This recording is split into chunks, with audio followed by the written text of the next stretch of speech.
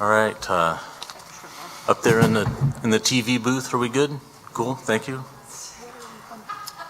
All right, board, let's go ahead and get started tonight. It's 6 o'clock, so we'll open the board meeting. Is there an approval of the agenda? I move that we approve the agenda. All right, so I move that we approve the agenda. Is there a second? I second. All right, all in favor?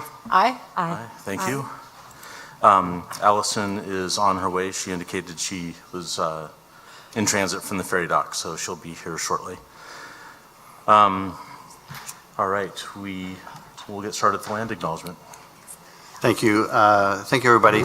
I would like to recognize and acknowledge the indigenous people of this land, the Puyallup Tribe of Indians. They were forcibly relocated onto reservation lands in what is today Tacoma, Washington, in late 1854 after signing the Treaty of Medicine Creek with the United States. Today they have an enrolled population of 4,000, of whom 2,500 live on the reservation. At this meeting, we pay respect to the Puyallup Tribe of Indians and to their elders past, present, and emerging. All right, thank you, Slade. The next section tonight is the public comment. And as folks entered the room, a number of people signed up, and if people enter since then, raise your hand. First person up is Lisa Miller. We weren't sure what to anticipate in terms of time-wise, how much time we should allow tonight, because we want to hear from as many people as possible without going too late. So I think we're going to do fine on our timeline. Typically we have about 15 minutes, and so if there's 4 or 5 people speaking, that's 3 to 4 minutes each or so. So sound good? All right, thanks, Lisa.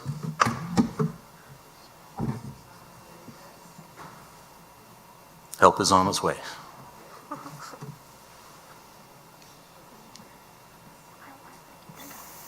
Okay, I would like to cede my time to Annalisa.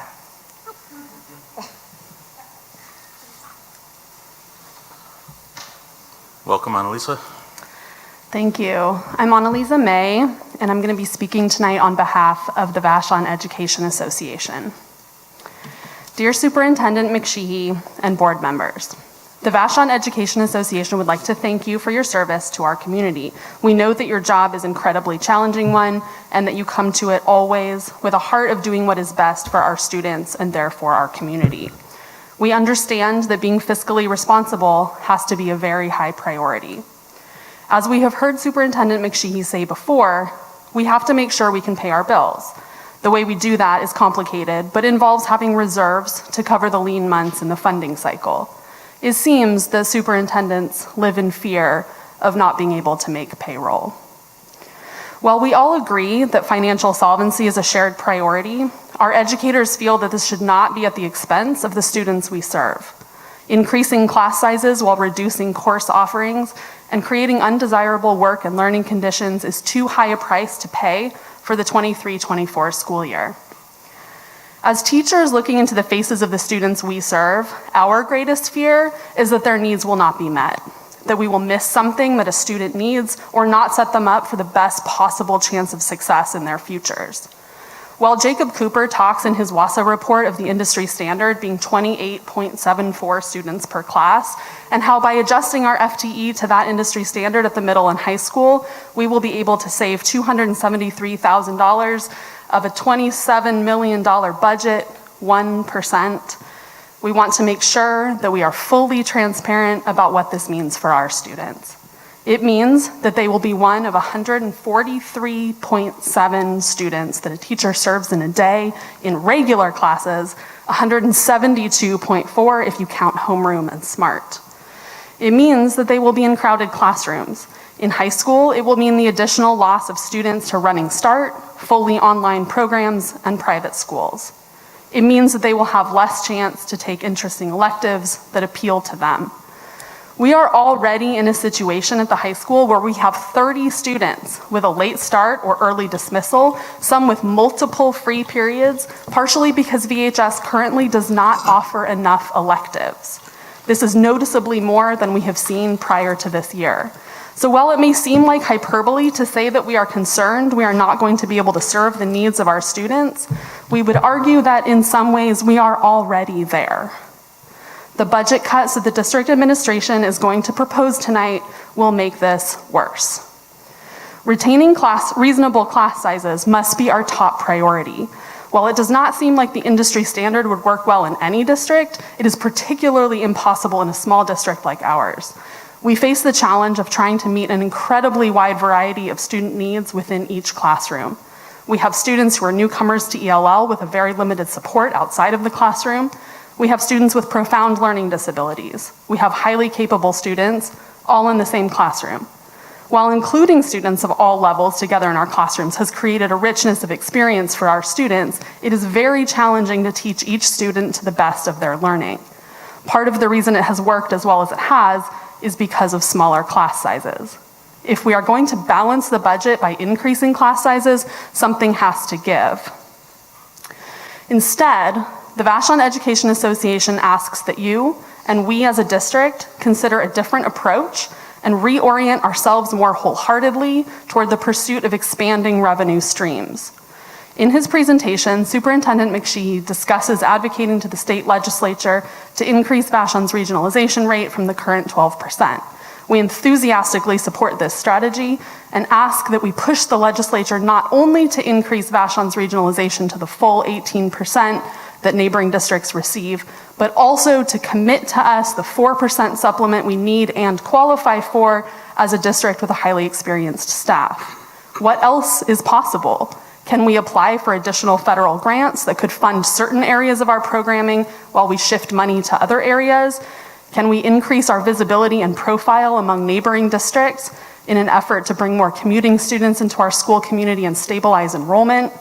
In the meantime, while we work to expand our revenues, can we commit to replenishing the fund reserves only to the required 5% and wait to grow them to the 6.5% the superintendent desires until we have more funding coming in? These are just some ideas. What others are possible? The Vashon promise is that every student is welcomed, known, and treasured, and graduates confident and competent to thrive in a future they imagine.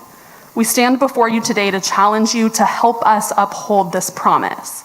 We know that when we increase class sizes and cut electives, the quality of our students' education suffers.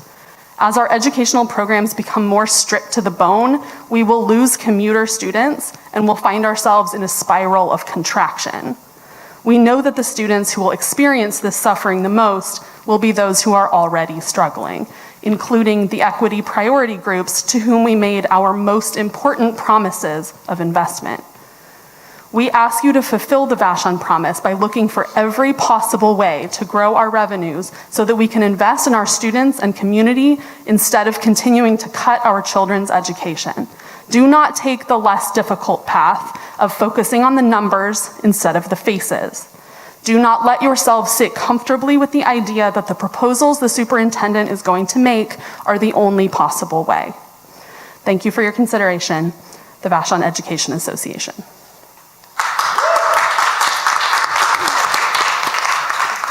Thank you very much.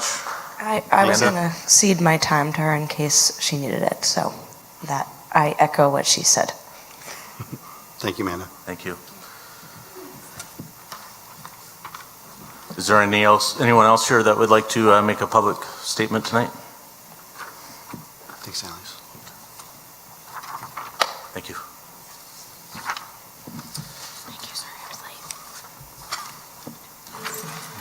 All right, thank you very much. Next, we're going to roll to the superintendent report. So tonight I'm just going to be speaking about the legislative session that's currently taking place down in Olympia. And so just making a few comments, and then I'll maybe invite Zabet and Allison and maybe Toby as well to speak about some of our most current experiences. So right now, I still continue to meet with Pierce County superintendents on a weekly basis to review the current bills in play. And we do know the February 17th cutoff will be coming up tomorrow. But currently, we are keeping our eye on a couple bills, House Bill 1436 and Senate Bill 5311, which is the funding mechanisms to increase special ed. We also see, I'm keeping an eye on House Bill 1244, which would increase the amount that we can collect on our levies. Instead of the $2,500, that amount would go up by some increment. We're also looking at House Bill 1238 for free meals for all students. We understand that one may not have the kind of legs that the special education bills have. And we're also looking at Senate Bill 5671, which may be what some are referring to when it comes to the experience factors. We would receive some increase with that Senate Bill 5671. The session is kind of wild and flying when we see the reports, but we've seen a steady show of support from Vashon here. Just recently, Zabet and another community member sent out an email to those who signed up to participate in the letter writing campaign that we have, and we've been receiving responses back from Representative Emily Alvarado, very personalized responses. I'd like to just read her email back to us. She said, "Hello, Slade. Thank you for this awesome advocacy blast we got today." So thank you everybody else who blasted her. I was proud to co-sponsor House Bills 1436, 1244, and 1238. All three bills have passed out of their respective committees, a positive sign that they will continue progressing to the House floor for a vote. I encourage you to continue tracking the bills at the links below my signature. Again, thank you for taking the time to contact me. I always appreciate the input I receive and hope you will continue to share your views with me. Our student board reps, Maura and Nora, met recently with Representative Alvarado and Zabet and I to share our passionate plea to increase funding for K-12 schools and especially for Vashon Island School District. We've met with Representative Fitzgibbon and we've also met with Senator Wynn to echo those conversations and to really put the pressure on our state legislators to fully fund K-12. I'll kind of yield a little bit right now if Zabet wants to kind of give us an update with the collective legislative action, if there's any other updates, and then maybe Allison, if you have anything from Olympia you want to share, and then Toby, I know you received a letter from Representative Alvarado as well, so maybe Zabet? Yeah, I just want to thank everybody who's already sent letters out. I know people in this room have sent letters out. As I was just saying to Lisa before the meeting started, if you haven't yet, if you could do those literally tonight. I mean, tomorrow is almost too late. So, and there's some things, as most of you have seen, hopefully have seen the letter, there's some things that we know aren't going to have any legs in this session, but we still think they're really important. And we still think it's really super important that we start doing this. And I think this is the beginning of our collective activism that's going to last for a long time on the island, because we've been very nice and very polite and been like, thanks, we know we're working hard, but I think that's not really gotten us very far. So we're going to be working hard on that. So when we go down to Olympia, are you going to talk about this? We're going down. Okay, yeah, we can. That'll be Nora and Maura and Slade and Thomas and I are all going down to Olympia in the 27th, 28th? 26th and 27th of February. Yeah. So that'll be great. They'll probably be on the floor while we're there, but we'll try to pull them off and say hi and hello. We need help. So many letters as that come in before that time, or will also be great, because then by the time we get there, they'll be like, oh, Vashon. Yes. Yeah. Which is exactly what we want. And big thanks to Allison, who helped draft that letter with Zabet. So thank you very much for that help. And any other additional comments, Allison? No, I think you covered it. Right. Olympia is quite a flurry right now. Right. For those who don't know, I spend my days in Olympia doing my day job, which is lobbying the legislature on a variety of children's and families issues. So it's quite a flurry right now. But yeah, no, I've covered it. Bills are moving. I was checking the status of bills. So now's the time to weigh in. Mm-hmm. Any Okay. Okay, and just a quick update. So regionalization is not in any particular bill right now, or Senate bill or House bill. There is a rebase document that went out to the public around particular changes in our regionalization rates, both for the multiplier for certificated staff and both the multiplier for classified administrative staff. So we do see an initial rate increase for certificated instructional staff of 4%. But right now, again, we are pushing really hard for more transparency around that, what that rebase algorithm looks like, and for the full 6% to bring us up to 18%, and then for both labor groups, not just for certificated instructional staff. So if you're looking for a House bill or a Senate bill around regionalization, that doesn't exist. It's actually part of the overall budget. So it's not a guarantee. It would still have to be approved, and signed off by the governor. So that final budget will come in hopefully at the end of the biennium, April 23rd. Hopefully that'll be passed, and it'll still take a few weeks for us to understand what that means for Vashon. But our business department will receive that information, and it'll start to filter out to folks, to our budget advisory board, et cetera. But it's encouraging to see the kind of engagement that we have this year, and it's also exciting. And I'll just say one last thing. I'll end on a kudos note. I put Nora and Maura on the spot because with Emily Alvarado, we didn't have a chance to prepare. Normally we do an orientation with them, kind of here's the issues and here's what you may, what brings to you, kind of what's the impact on you as a student.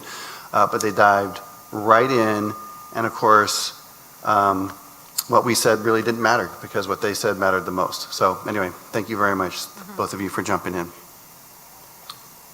That's it. All right, thanks, Slade, for the update. Let's go forward then with the student board representative remarks. And you just want to pull that mic down to you, and when each of you speak, kind of pull it towards you. Hello. Perfect. So we're just going to do what we do normally, which is a project update. Our most recent project is a Cookies for Your Thought thing that we've been doing. Basically, the gist of it is we make cookies, and then we go to lunchrooms, and we offer a free cookie in exchange for a thought from a student about how they think their school could be improved, and just student experience. So we did it at the high school a month ago. Yeah.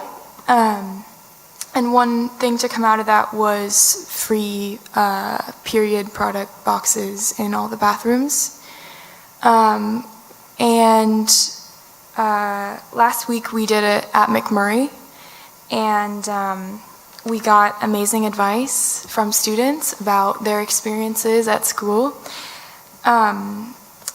I think we got 44 pieces of advice, but one of the biggest takeaways, or the three biggest takeaways that we got, was more emphasis on student community. A lot of kids talked about how they would like to see more after-school activities, like movie nights and clubs and bonding experiences like that. I think they wanted like a strengthening in their community, their student community. Another thing that we heard a lot was a variety of ways to give information to the students, like in terms of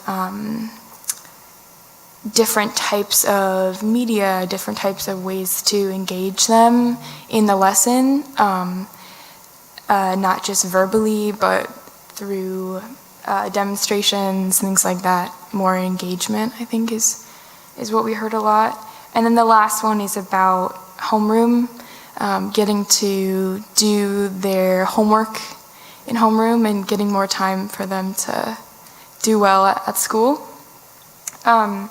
One of the things that I wanted to talk about here was kind of a contradiction to that those amazing pieces of advice that we got. We explained it to various staff members, and we were met with comments that sort of invalidated a lot of what the students could be saying. Like comments like, oh, you're going to get a lot of joke answers, you know, or how good do the answers have to be? And I think that that's reflected a lot in the culture of a school, is how your teachers support you and how they expect you to perform. And I think that having a conversation or doing some things to amend that or make that better would really help students. Just a culture of the staff that believe in them and listen to them about their experience. And I think that that was something that we got from that. Just, you know, our focus is just the students. That's kind of all we do. And so that was a big thing that we took away. We got a lot of engagement too for the club. So today we had our first meeting, and a student from McMurray came over and attended the meeting. One student, but she was great. And yeah, and do you want to talk about the other things that we've been doing? Which ones? We talked about our roles going to Olympia. Yeah, and we talked about the bills that we're going to advocate for, which is special ed funding bills. Yeah, that's pretty much it. Do you have anything to add? I don't think I do.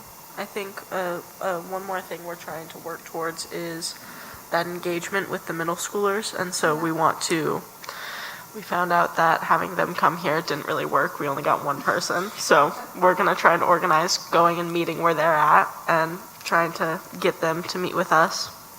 Yeah, and I think that's something that we hear a lot, and something that we've been trying to work on is that ability to connect with your students, with teachers and students connecting. And I think that lack of connection was a big thing, and we both and everyone in our group support smaller class sizes, because I, as a student, know that one of the things that makes Vashon really, really special is the connection and the support that I feel from my teachers. The teachers are really the backbone of my school day, so I think it's really important to listen to them. Thank you. I have a quick question about a topic that you brought up a couple months ago. I think it was before the holidays. You were thinking of creating a resource page or a repository of information to help seniors prepare for what they're going to do after school. It could be college or other things. Do you have an update on that? Yeah, I created a presentation. I don't think anyone can see this, but this is a preview of it. So we created a presentation and kind of a loose structure of how we want that to run.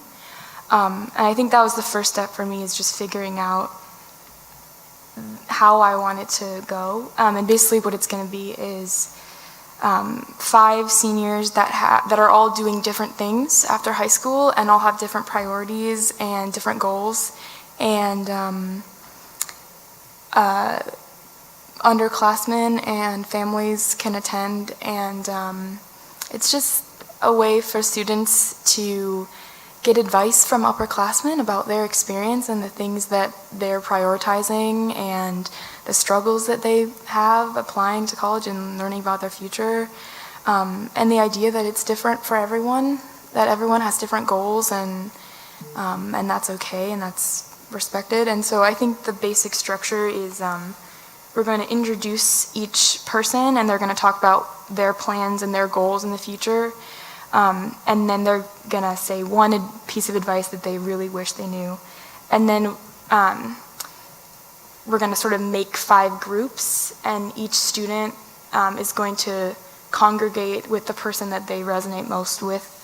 And then we're going to have like a mini Q&A, 5 mini Q&As at the same time. And then we'll share out, and then after that, we'll do like a big Q&A, just talking about financial stuff that you wish you knew, you know, that kind of stuff. Yeah, so I think the next step is contacting the 5 seniors. I have an in with those, so that's good.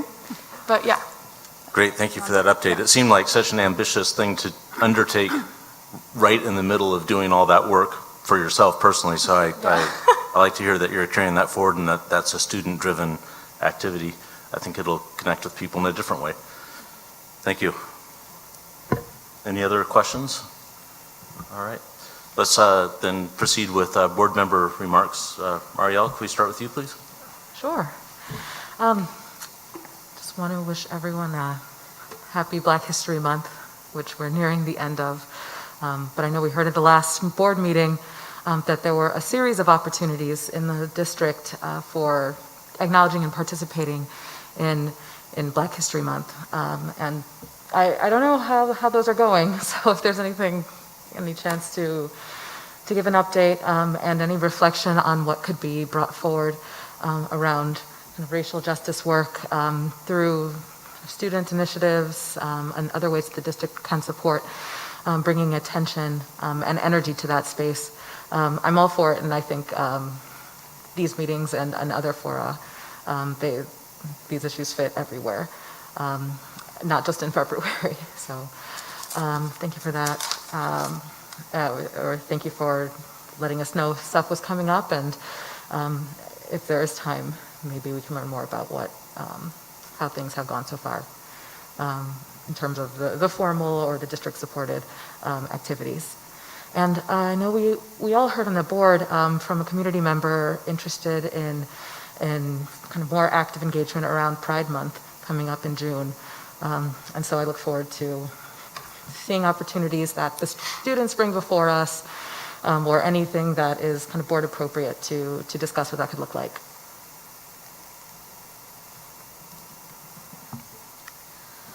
I don't have much, partly because I'm totally fried after driving back from Olympia today and turning around and going back shortly after we conclude. So happy to be here. Apologies for being late. And look forward to the conversation. I would just reiterate the legislative advocacy message. Now's the moment to weigh in with lawmakers. It's super critical. It's super important.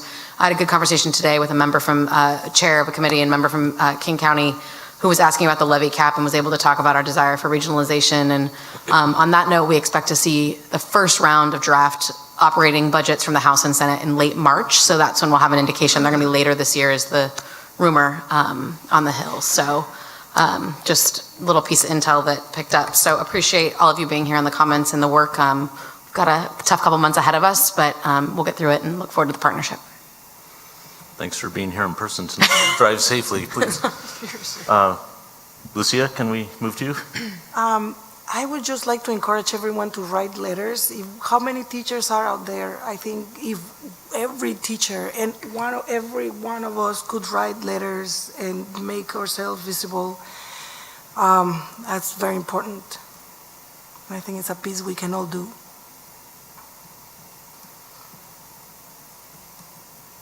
Thank you. Yeah, thanks. I just wanted to, excuse me, I wanted to thank all of the teachers and staff who showed up for the budget conversation that Slade and Kim and Amy did. It was really encouraging to see so many staff and really, really good questions. And I just feel like that we work so, I feel like we're working well together, and I'm really appreciating that. And so thank you, Annalise and VA, for your comments that I think were really, I totally got. Yeah. So I just think this is, anyway, a launch into like how I feel about state budgeting of education. Anyway, so that's it. All right, thanks a bit. Yeah, I also want to recognize the amount and quality of engagement for many months. Not just on budget issues, but other things, and I value that deeply. I do encourage folks to fill out the survey that was part of the follow-up of the different meetings. I think that's a great way for individuals to think about the information and to provide comments. Maybe people want to share things that they want to just share privately and not in a group, and so that's another way that people can share their thoughts and ideas. All right, so next up is the report section. Let's talk about music. I feel like we need an intro. And I feel like I should sing. right, they're going to go over to the podium, so just let you know they're going to present from the podium over there. Or you can present from there as well. Yeah, that will work. Just make sure the mic is on, okay? Yep.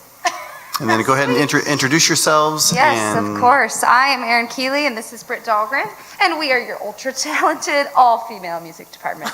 We want to start by saying thank you so much for being here and your continued commitment to education and to our students and the staff. And this will begin our rock opera. No, I'm just kidding. Okay, next slide for us. Yes, Great. Sing it. You're not going to sing it? Come on. I mean, we could. So first things, we're going to talk about the benefits of music. And the biggest thing is that music is a non-athletic communal activity. So I know that we've spoken a couple of times about students being able to find their community, and we want to create that community for them. I think we're not offering as many opportunities for our students as we could right now, and that's our goal, to expand in the future. We want every person to educate their musical being. We hear all the time, oh, my favorite part of middle school was playing in band or doing choir or doing, we hear that every time we talk to anybody. And it allows our students to grow and expand their creative horizons, which then allows them to maybe apply for college scholarships. And even if they don't pursue music, they can still get a music scholarship that will lead them toward college or toward whatever education path they choose to take. In my experiences, I have had a lot of really successful students in band that don't necessarily show success in other classes. Music is for some students that might be neurodivergent, they might have different learning styles, they might be kinesthetic or kinetic learners, that kind of thing. And for the scholastic community, I know that students love doing honor groups, solo ensemble, more performance opportunities, playing with like a live pit for musicals, that kind of stuff, cross-curricular connections, doing songs for English class, or like having some other way to show their learning. Next slide for me, please. Yeah, and just to reference that slide and some of what, is it Maura said, that student engagement is so strong in my choir, and it can bring people back to our district or to our district in general. And so this is a reason music can help us grow. Having those strong showings of choir as an elective, orchestra in the future, being at solo and ensemble, competing at a high level in those competitions, those are things that entice students to our district, because we all know we are facing lower and lower numbers as the years progress. We need to bring students to our district, and part of our vision for the music department is to encourage kids to come to our school, to be involved, to come back from homeschool experience and find their place in a community. And we think that their sense of belonging would be supported by our music program. Next slide for me, please. Oh, this one's you. So in just from last year to this year, the choir grew 33%, and is expected to grow next year, just with an informal survey. Sixth grade band, my beginners, increased 71% from last year. And we've had more and more, I don't know if outreach is the right word, but more and more outreach for people to say, oh, we'd love to see the band perform at this, and oh, we'd love to have you perform here, and we'd love to have you do this and that. And we just want to keep that going. And I really want to expand and have more concerts, more performances, and I want to bring jazz band more into the fold, personally. So that's our goal for right now. So here is our 5-year plan on the next slide. The first step in our 5-year plan has 3 components. First is that every student at Chautauqua should get music every week, which isn't happening this week or the week before or the week before that or the weeks after break. And so next year that needs to change. And I'm going to speak more about that on the next slide. Secondly, choir as an elective. My choir, the choir at McMurray, is a club, which is great, but students don't get credit, and we would see more enrollment because it wouldn't compete with after-school activities and things of that nature. Lastly, in that first chunk is 3 levels of band at McMurray and 2 Vashon High School ensembles. The second phase in our 5-year plan is to expand to having a larger choral department. So that would look like 2 choirs in McMurray, and then from that, we can grow to 2 choirs in McMurray, 1 at the high school, and as the band is strengthened, as the choir department is strengthened, we envision having a 3rd full-time music person who would be choir and orchestra. Because we have such a strong orchestra on the island, but we're not offering it in school. I have so many students who play the violin who ask me, when are we doing violin? Thanks. Next slide. So music at Chautauqua, 14% of students did not get music this week, nor the week before, or like I said, the weeks to come for this year.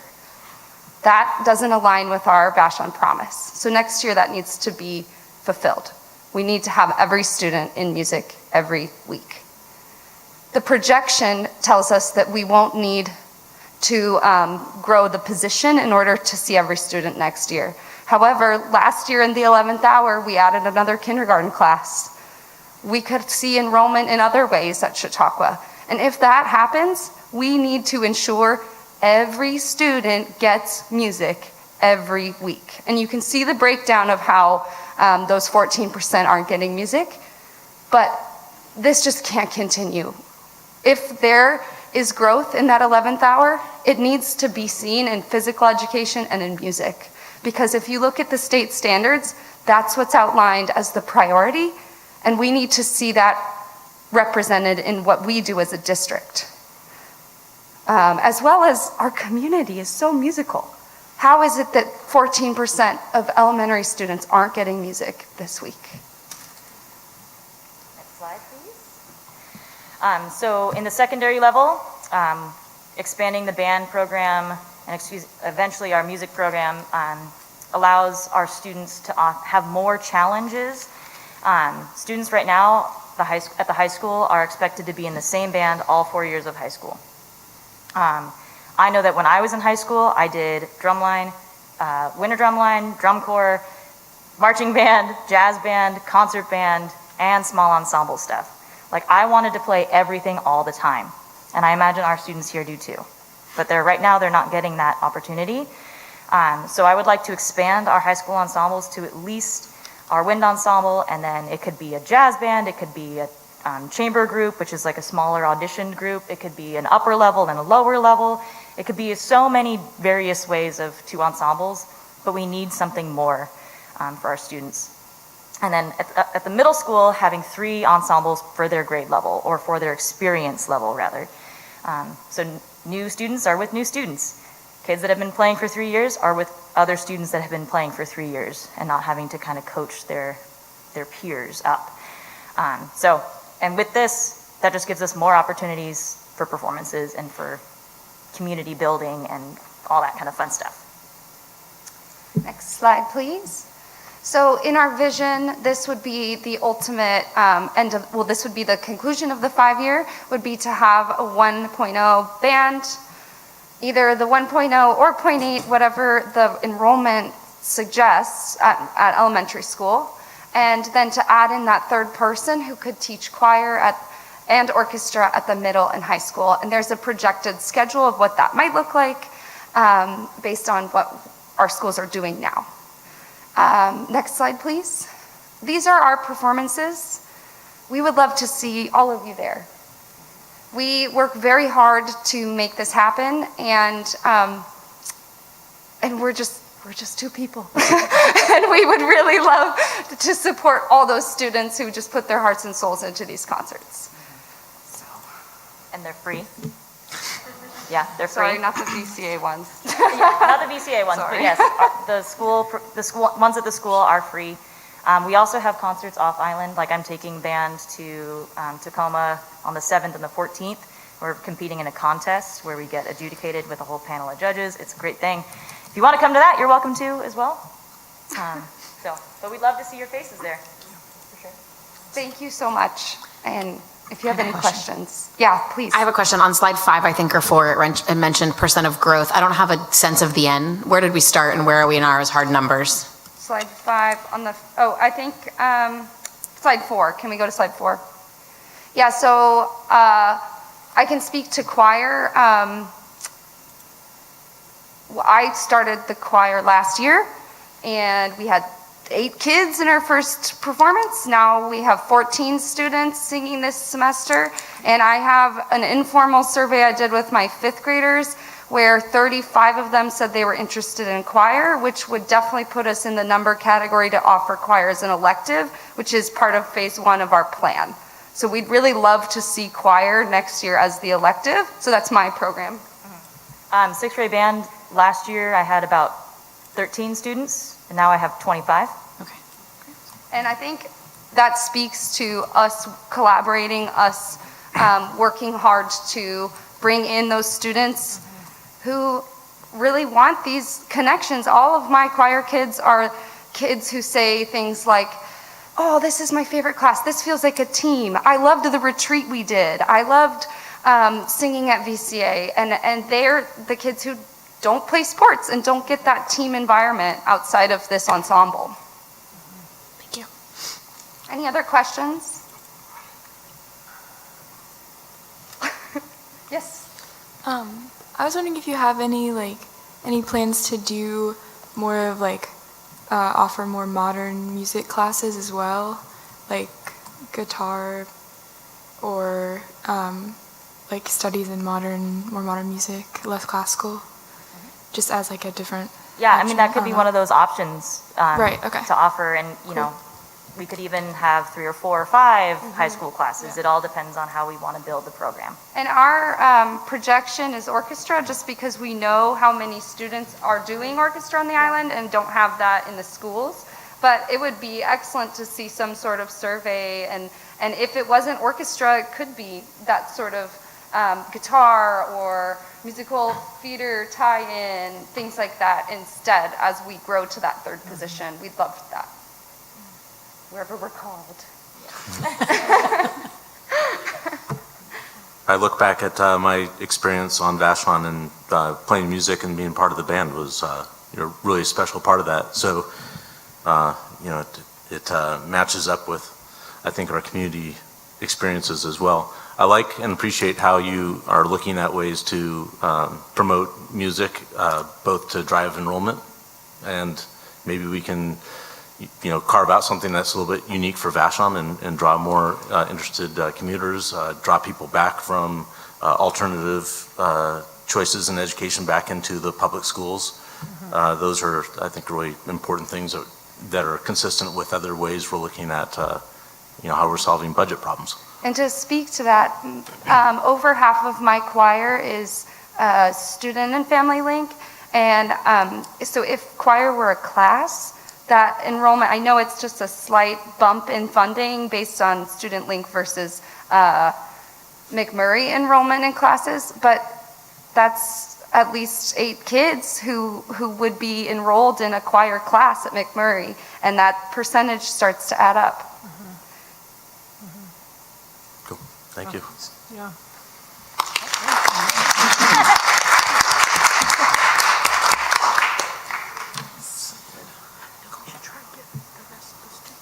All right. Next up, we have the technology report. Hard act to follow, John.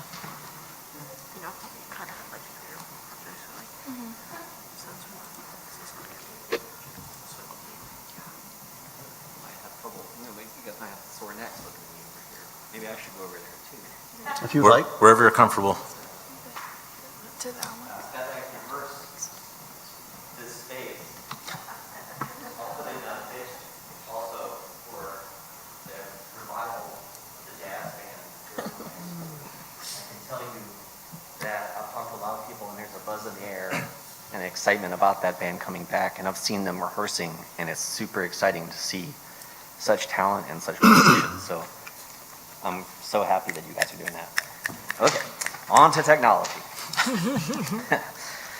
So the report that I'm giving you today is sort of a departmental level view of Vashon's commitment towards our strategic plan. And I'm going to just I'm going to read it at you, but hope I don't bore you to death. Essentially, our department chose 3 priority areas where we thought we could align well with the strategic plan and make a difference. And so we chose to focus each time we had a lens on some way that we could impact students directly. And the first priority we chose was to work with the school leadership, and we had a commitment to meet with them to help them to think about how to better use devices in their classrooms. So as you guys know, the Chromebooks are ubiquitous inside of the school system, and we want to make sure if we bring this kind of technology that we're using in a way that's effective and is meeting the needs of the teaching environment. So we've had a chance to meet with each of the school leadership this year to just sort of talk about how that's going and think a little bit about into the next year and how we might change things to refine the way we do that. We're also committed to working with our family services coordinator to reach out to make sure that families, all families are being served with the technology that we can bring them. So if we are able to locate families which may have a need for technology and it's not been fulfilled yet, we're partnering with our family services coordinator to reach out to those families. And that could be bringing internet access to the home. It could be bringing additional Chromebooks to the family if that's what would be required. The next thing that we did is we worked with our communications person, who's also the executive assistant to the superintendent, to roll out a new communications platform called Parent Square. And I'll speak a little further down the line, but that was kind of a big deal for us, and we're feeling pretty happy about that, and hope that you're gonna think it's a pretty good thing too. Our second priority was to support the district's Universal Design for Learning program. And that meant for us working with our student services, director of student services, to kind of help her refine and meet her needs. And so one of the visions of this program is that we can support all of our learners with the standard set of tools that we have. And what that might mean for some of our learners is that we have to start to teach a little bit differently. So there are ways that we can teach with the tools that we have where you can reach students sort of at every level in the classroom. So some students need support around reading, so they need a tool that may help them to read. Some students may need support around writing, and they may need a tool that helps them take the spoken word and put it into text. And so we've helped to student services to locate appropriate technology that would work with the Chromebooks that we supply. And finally, we developed 2 line items around UDL support. So one is to help train our staff to use these tools sort of consistently in the classroom and make them feel comfortable when they're using the tools. And the other is around sort of money for hardware and things that might be not typically there. So we have some students who may have a need for a special device, and that's what that second line item is for. And then we have sort of an ongoing commitment to our fabric infrastructure. So our network is sort of constantly being upgraded. And because it's such a big network and it's so expensive, it takes us like 3 years to do anything. And so we are finally in the 3rd year and final year of this sort of makeover that will bring us up to like sort of the modern standard. And that's been a big job for us that we're kind of happy to see it kind of closing out. The other things that we're going to be doing as priorities is to decide whether we're going to keep hosting our servers in-house or if we're going to move those up to the cloud. And that's sort of an interesting question around cost benefit, and it's going to take us a while to sort of evaluate the right approach there. We also are, as you might imagine, extremely on point about security right now. We're every day experiencing some much more sophisticated and pointed attempts at intrusion into the school infrastructure, as all our peers are as well. And so we're taking that seriously. We have a security committee that meets bi-weekly, and we've engaged Center for Internet Security, which is an arm of Homeland Security, to look at our infrastructure both inside and outside. And we're in the process of engaging a monitoring center for our server infrastructure. So we're really thinking about it hard and trying to do the right thing when it comes to security. So that was the 1,000-foot overview. I'm going to just dig in on a couple items from that. So from those major three areas of interest, we developed some vital signs that would indicate where we are starting this year as baselines and where we hope to be by the end of the year, and I'm going to speak a little bit about that now. So under our first priority, support schools in their school improvement plan, we had several vital signs, including building administrative technology needs and services data. So that's us speaking with our executive leadership team, which would be our principals and our vice principals, our program directors, and we do that on a monthly basis in colloquy all together. And then we've gone on to meet with each of those department heads and school principals on a one-on-one basis. And that's like a check-in. It's kind of like a how are we doing check-in, but also kind of how can we help you plan and refine your vision for the technology in the schools. So that's kind of referencing what I was talking about a little bit earlier with the school support. We're also looking to reach out to our families in a more substantial way to understand their technology needs. So what we used to do at the beginning of every school year, we do a survey, and the survey basically says, do you have a computer at home? Do you have internet at home? And then we sort of relied on someone letting us know if there's a family in need after that. And so what we've added to that this year is sort of more surveys, so that now they're going to be periodic every 3 or 4 months. And we're going to use our new tools to do that. So we have a really good contact with our families through Parent Square, and we think we can really be on top of any gaps that might be out there. So that's something that we're sort of going to do on a rolling basis from now on. I'm going to skip over into the next section and talk a little bit about Parent Square itself. So this year, after we rolled it out, we got about 99.4% family engagement. And what that means is that each family was contacted and responded in some fashion and let us know the modality that they wanted to be reached in. So for some folks, for most folks, it's actually email, which is kind of interesting. It's less folks who want to do text or app than we thought. But the fact that we could reach almost every one of those folks is pretty amazing. We just didn't have that kind of visibility into how well we were communicating before. And so we're kind of feeling pretty hopeful about that. Another thing that this sort of next sort of page just sort of gives you a sort of a view of how we see this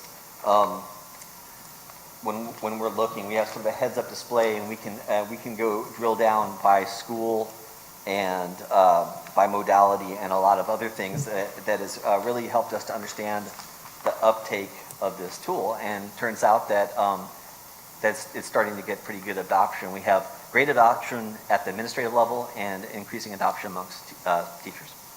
So we're feeling like this is going to make a big difference for our families. And I'm going to I feel sort of bad, like to just read this to you guys, but so I'm trying to move through it. Maybe I'll dance a little bit. Remember, they've read it as well already, so I know, that's good. just let you know that. Thank you. Okay, and I'm going to just move on to the sort of third priority and talk a little bit more about the work we're doing there. So as I mentioned, we're just completing our network fabric upgrade, and the outcome that is that our students basically have 5 times as much bandwidth as they did right before COVID struck. And part of that is because we were able to move to increase the size of the external connection to the internet in a bidirectional kind of way. And the other is we were able to strengthen the connections between the sites. And so, faster isn't better in learning or anything like that, but it is more capacity. And so we feel like we're in a pretty good spot to support almost any kind of connected technology that we bring to the district. And so I hope that when you guys use the technology, you feel like, pages are loading fast and you can go to the places you need to go. The last thing also we'll sort of talk about once again is our security work. And so we have got sort of 2 things that I want to sort of touch on. The first is that we are working to educate our staff about phishing. And so phishing is essentially when someone sends an email or a text and sort of in a way that seems believable to the people who are receiving it, but what's on the other end of that experience could be malware or some attempt to compromise information. And so some of our fellow school districts recently have been taken offline, and so functionally what that means is their school year has been extended, right? So all of the things that happen when it snows horribly happens even, more disruptive way when the internet is taken away or when their data is exposed on the internet. And so we want to help our staff to understand what that's like. And so not only do we provide training in the front end of the school year around this topic of cybersecurity and phishing, but we're working with our leadership in our unions to come up with a third-party interactive training solution that will sort of both educate folks, but also give them a sort of a sample of what phishing is like. So it's sort of meant to be sort of a real simulation of what's going on, and based on what we learn from that, we hope to do some more targeted training. And John? Yeah. Will you be training the school members on that too? School board members? Absolutely. Sure. Yeah. I mean, I'm assuming, right? You're already part of the experiment. Okay. Yeah. It's just sort of like, practically speaking, what I'm doing right now is You're all passing. Yeah. Oh my It's just meeting with folks to let them know what's going on so that this doesn't feel tricky or a gotcha kind of activity, but like that we all are on board with what's going to happen, and we're going to talk about it before we start the training, and then we'll hopefully get some good results and some meaningful training out of it. And I guess the last thing I want to highlight is the fact that we've made a lot of changes to our security stance lately, and we just evaluate that on an ongoing basis. So of course we do two-factor authentication as you would expect we would. We do something called geofencing, which means that we don't allow contact with our infrastructure from IP addresses that are on a list, a dynamically built list of sort of bad actors. And we have a whole range of things that we're trying to do. But the folks who are sort of against us, if you will, are sophisticated, and they're also sometimes state actors. So we're relying on the expertise of a lot of folks to try to make this as safe place to go to school and do our work as possible. So I'm happy to answer any questions or touch on anything that I skimmed over too rapidly. I have a couple questions, but I'll start with a comment. First, thanks for you and your team and your commitment to keeping things going. It's the type of thing that we notice it when it doesn't work, and we kind of forget about it when it does work. And frankly, it works great almost all the time. And then the next level of focusing on security and those pieces are crucial, but it's also something that we don't notice until there's a problem. And I feel for our colleagues in Edmonds and the struggles they've had, because learning is completely disrupted. We've become completely reliant on these technologies. And I also appreciate your engagement with the educational community in how you can support UDL, alternative methods of delivering content, and as we've moved in your department being so agile during COVID to providing Chromebooks and access points to families and supporting remote connections and then back in the classroom, and sort of the goalposts are moving on you constantly. So with a fairly dedicated and agile staff, I really appreciate what you do. So that was just a reflection. I was curious about, at one point, before COVID, we were thinking, no, we could never see a world where every student would have a laptop. It just didn't make sense. And then all of a sudden there was no other alternative. And during that period of time, we asked questions like, how are we going to protect these assets? Are families going to be financially responsible if they chew through a Chromebook, shorter than its expected lifespan? Can you talk a little bit about what's our current position in terms of how are the Chromebooks? Are we able to manage the life cycle replacement? Are there things there that you can anticipate being issues that we need to deal with? Yeah. So, Thanks, that's an interesting and nuanced question. So the Chromebooks represent, they have a life cycle of 5 years as far as we're concerned for this district, and that kind of aligns well with the way the district's, Google supports the Chromebook operating system, which is sort of described as something called the AUE for them. And so we're hoping that each student is going to get 4 to 5 years of life out of those Chromebooks. There are a lot of them out there. There's more than 2,000 units out there. Once you start to look at the carts that are in, for example, libraries and classrooms at the elementary level, and of course the Chromebooks that you guys have and you take to and from school. And so we have an asset database where we're tracking sort of comings and goings of all of those Chromebooks. And it is a big job. This year, there's been a lot of work repairing Chromebooks. And what we're finding is at the middle school level, maybe one-to-one is not a great win for us. And so part of my conversation has been with the administration there to look at a return to some model, perhaps a cart-based model, where the Chromebooks are in the classrooms, can be monitored by the teachers, and the challenge there is to make sure that each classroom has enough. It actually ends up boosting the count from a one-to-one model, but we think it's going to be better in terms of the sustainability of that program. From a financial point of view, I do have concerns about how big a chunk of the operating budget Chromebooks have become. And we have been very lucky to be successful in engaging with grant opportunities, especially during COVID. That's allowed us to fund Chromebooks. We've worked well with our CTE program here to partner with them to find funds for Chromebooks. But as those ECF and other funds go away, we're really going to have to be smart about the way we handle Chromebooks in the future. It's going to be a big part of our budget, for the foreseeable future. How do we monitor, reasonable use versus kind of abusive use or, neglect on the equipment, and are we able to appropriately help educate or hold families accountable if that's the right direction? Right.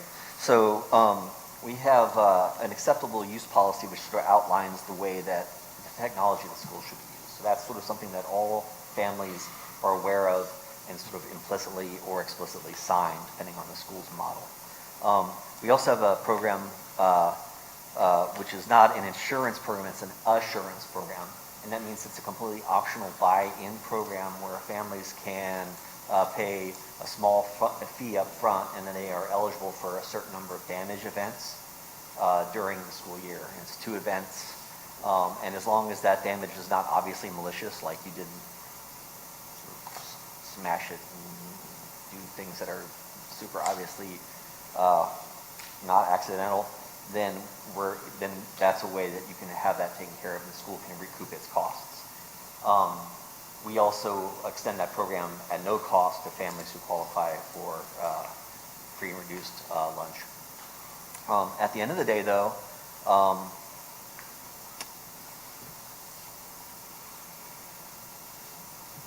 I mean, we are asking that, we're expecting that the students are going to take care of that, and I think for the most part, that's true. We have maybe a few kids who have really struggled to be responsible with their technology, and I think that for the most part, the families that have had that experience have been willing to come forward and pay the costs, and that can be as much as the entire replacement of a Chromebook, which would be about $200. If we can make it cheaper by replacing parts, we'll do that. So I guess it's it's a learning experience. It's a chance to learn something. Thank you, and also thanks for clarifying that families who have students on free and reduced lunch qualify for that program at no charge.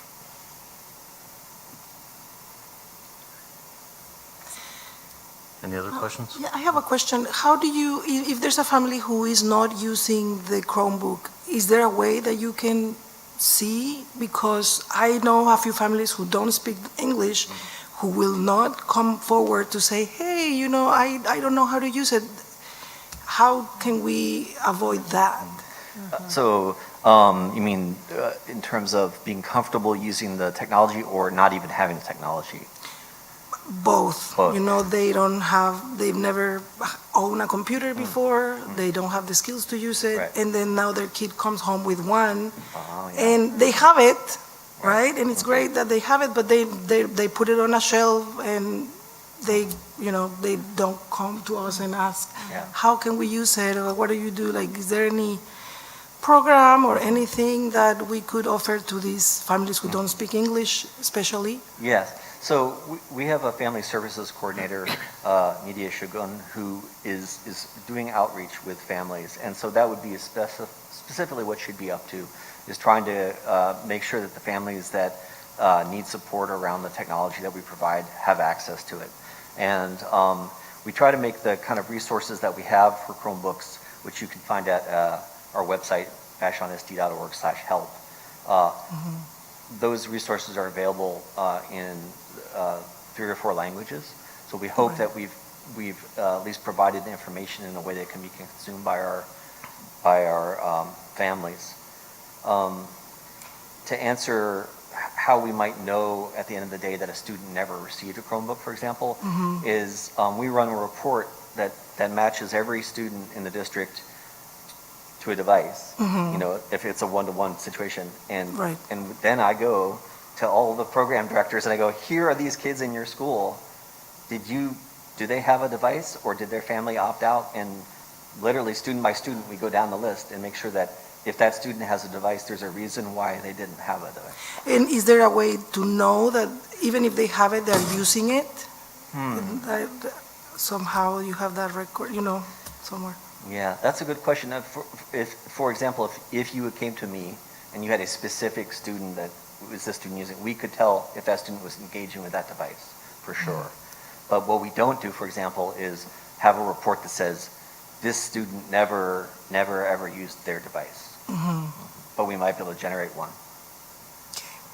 I'm just worried that I know personally families that do that, and we don't have a way to support it because they don't come forward. Right.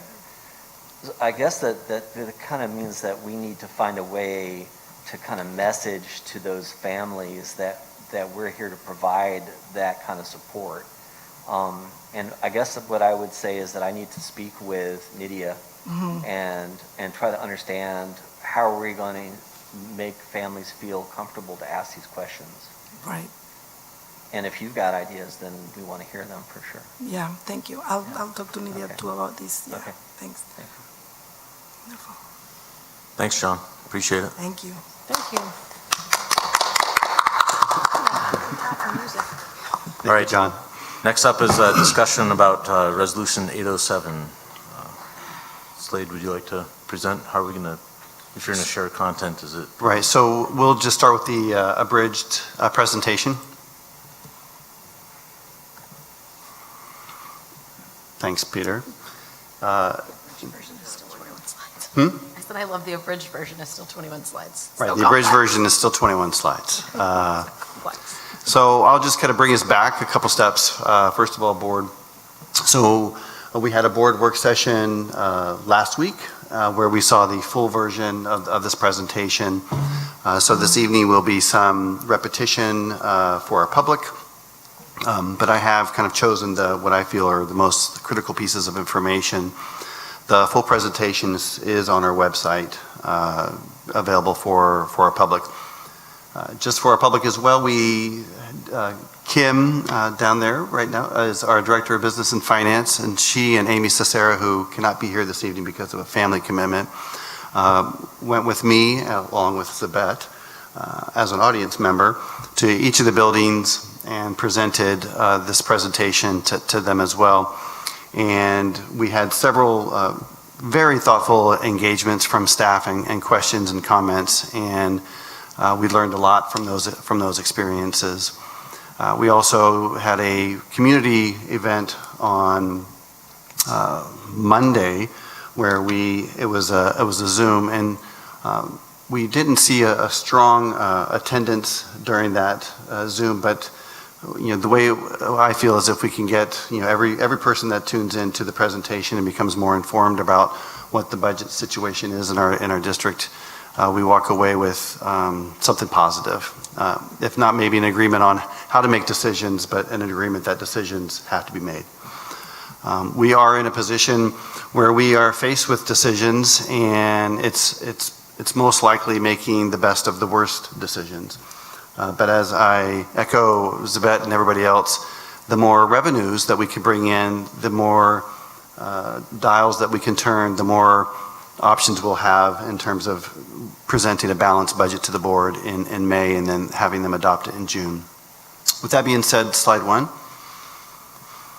It was really important for us to really focus on 3 takeaways. As we heard from VEA this evening, the idea that we do have to pay our bills and live within our means, but we don't want to sacrifice the high quality experiences that we've come to expect here and that our teachers and all staff provide our students. We made agreements last year around salaries and with across all groups, both bargaining groups and exempt from bargaining groups. And that was about attracting and retaining high quality staff. As we have seen, we compete with our West Seattle neighbors and our Tacoma and South Kitsap neighbors. 2 of those districts receive much more funding for staffing than we do, yet we still have to compete with them. And we believe in investing in our people, and we want to make sure that we have the best folks here sitting in front of our students, driving our buses, serving food, maintaining classrooms and the grounds. All across the board, we want to make sure we have the best for our kids and families. And last but not least, we talk about right-sizing programs, and this one mostly has to do with school enrollment. We have seen school enrollment remain somewhat flat. We are looking at some decreases in enrollment for next year.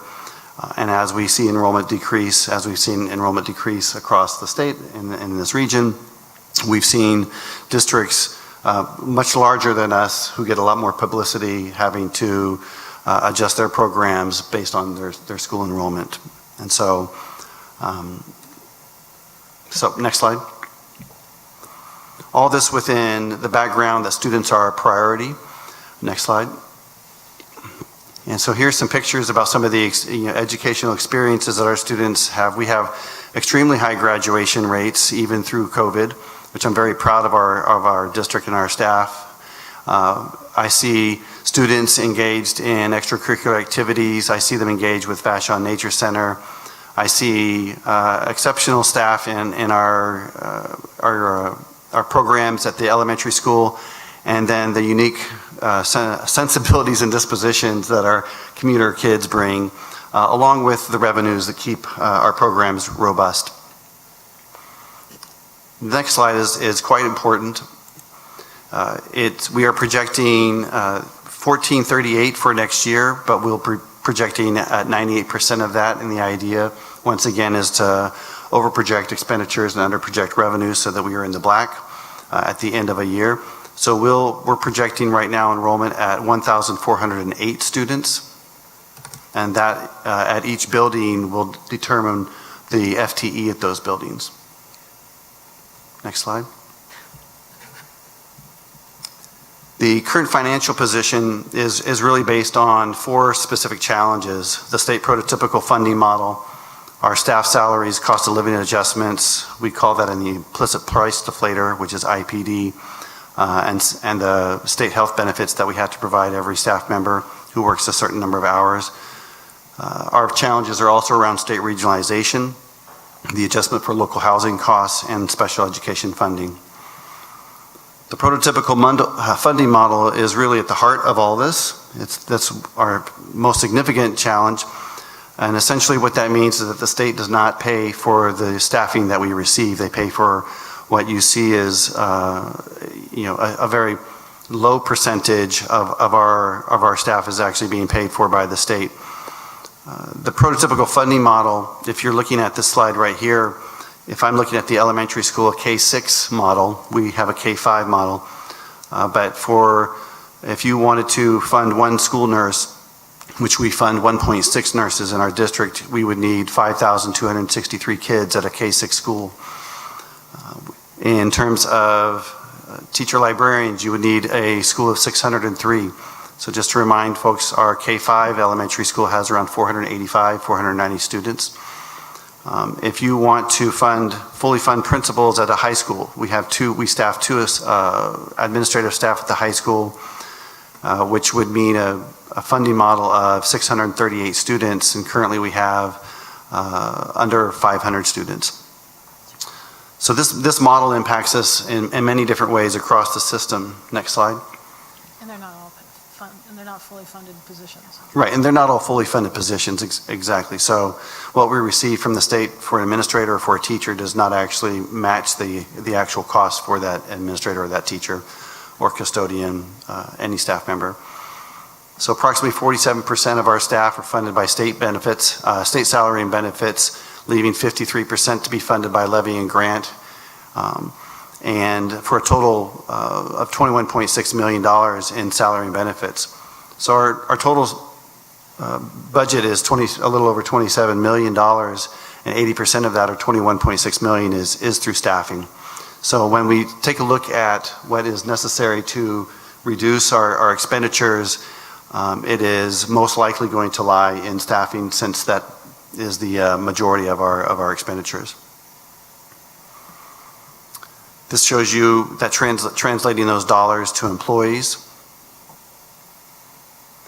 The next slide is, I feel, one of the most important in terms of state versus local investments. When we look at our prototypical funding model and the positions that are funded, we have the implicit price deflator, which is essentially the cost of living increase that gets passed through to employees across all groups. And so those that are funded by the state, we see that funded through IPD. We see SEB benefits, or state health benefits, those employees that are funded by the state, we see those employees receive funding for those benefits. The majority of our employees, however, are not funded by the state. So every increase that we see, whether it's IPD or through SEB, or any percentage of salary increases above it, are not provided to the district, which results in, again, kind of unfortunately, increasing revenues and, increasing expenditures, not allowing revenues to catch up. And then we have to pay for we have to pay for health benefits, even if you're a spouse. Right. In the former system before SEB, we were able to defer or decline, essentially, health benefits if you were going to be on your spouse's or some other person's health insurance. And regardless of whether you want to decline or not, we still pay that money to the state, back to the state. Yeah. The state regionalization, which we're looking at here, back in 2018, we received a 12% increase in, it's essentially a multiplier for two groups of staffing: certificated instructional staff and then classified administrative staff. Those are the two groups. Classified and administrative staff are combined in one group. So we received that multiplier, which we were super thankful for, but quite frankly, most folks on Vashon were scratching our heads back in 2018 about why we were receiving 12% when we knew property values were competitive, if not more, than our West Seattle neighbor and our South Kitsap neighbor, who both received 18%. We've been waiting for this year, quite frankly, to see that adjusted, and it does look like there's some projected adjustment, not the adjustment that we thought we would see, and we still have yet to see what the algorithms are behind those adjustments. And so, again, with advocacy, this is where we feel like we can make a big difference. Also with advocacy, this is probably the largest place where we hope to see a difference. Over the years, we've seen significantly increased, significant needs needing to be addressed in our district around, as we heard in one of our sessions at the elementary school, we see more and more students who present with autism in our district, And once again, the revenues are not keeping track with what's necessary to serve our students with special needs. All the way from transportation, where you see a gap of, additional transportation of $95,000. But we're constantly, every year, trying to reevaluate our program that serves students with special needs. And this is a statewide issue. This is not a Vashon issue. It continues to be chronic. I haven't, this is my 27th year in education, mostly in counseling services and administration, and every year I see the same issues everywhere that I've been. It wasn't until 2 years ago or so that we saw the increases rise from around $450,000 now to over $700,000. So the last couple of years have put us at a much more significant disadvantage. And I say this all which brings us to this slide, where you'll see two columns and the projected deficit, and the projected deficit is broken up into two places, where you see a projected deficit primarily directed at staffing reductions, and then a number to bring our fund balance, as was spoken earlier, up to 6.5%. And so we're projecting out right now between $800,000 and $1.1 million in a shortfall. I've explained to the staff and I've explained to the board in the last work session that we are taking a very conservative position this year, and with the goal of, once we understand, kind of have some answers to our unknowns, then we'll be in a position to fund back or push back in funding to programs that we might be identifying for reduction at this point in time. There's three significant things that we don't know as we put together our budget, and so we do our best to project our revenues based on what we currently know in terms of enrollment. But the three things that we don't know are essentially, what is the state legislature going to provide us on April 23rd? And we have to make decisions much in advance of that April 23rd date in order to prepare a budget to present to the board in May. The second thing we don't know is our staffing. And so right now we have 7 staff members who have indicated that they will be resigning or retiring at the end of the year, no longer with us. And some of that staff we will have to replace in terms of programs that are essential. And some of that staffing we are taking under consideration now. What are the impacts of that staffing? So when you have staffing leave, you don't know, who you may hire in that position, and depending on the experience and education of that person, because the state they only fund us approximately $70,000 per educator.